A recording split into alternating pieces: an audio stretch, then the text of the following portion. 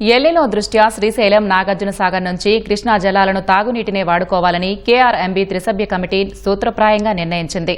Hyderabad జలసౌధలో KRMB సభ్య కార్యదర్శి సతీష్ అధ్యక్షతన జరిగిన సమావేశానికి 2 రాష్ట్రాల ఇంజనీర్ ఇన్ చీఫ్లు హాజరయ్యారు.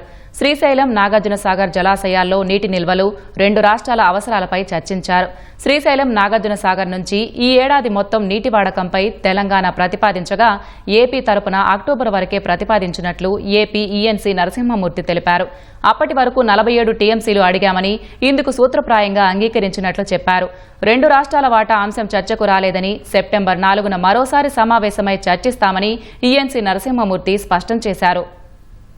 ఎల్లినో సందర్భంగా డ్రింకింగ్ వాటర్ రిక్వైర్మెంట్స్కే ప్రాధాన్యం ఇస్తూ ఇద్దరము అంగీకారం కుదిరింది. Drinking water at a time year wise calculate చేయడం కంటే మనం అక్టోబర్ వరకు అంటే జూన్ నుంచి అక్టోబర్ వరకు వచ్చేటటువంటి రిక్వైర్మెంట్ కట్టాం. మనం దానికి 47 టీఎంస్ మనం అడిగాము. దానికి అంగీకారం కుదిరింది. కానీ మొత్తం రిక్వైర్మెంట్ అనేది యాన్యువల్ గా వాళ్ళు తెచ్చారు తెలంగాణ వాళ్ళు. సో మొత్తం requirement at a time consider చేయడంలో కొంత ఇబ్బందులు ఉంటాయి అనే ఉద్దేశంతో ఈ టైంకి ఈ రోజుకి మళ్ళీ అది డిసైడ్ కాక 4-9వ తారీఖు నాడు మళ్ళీ మీటింగ్ అవుదామన్నది డిసైడ్ చేసుకున్నాము. అప్పుడైతే మొదటగా ఒప్పుకున్నదంటే డ్రింకింగ్ వాటర్ నీడ్స్ మాత్రం మనం మీట్ అవుదాము రిగార్డింగ్ ఇరిగేషన్ నీడ్స్ కంటే అనేది అంగీకారం కుదుర్చుకుందాం.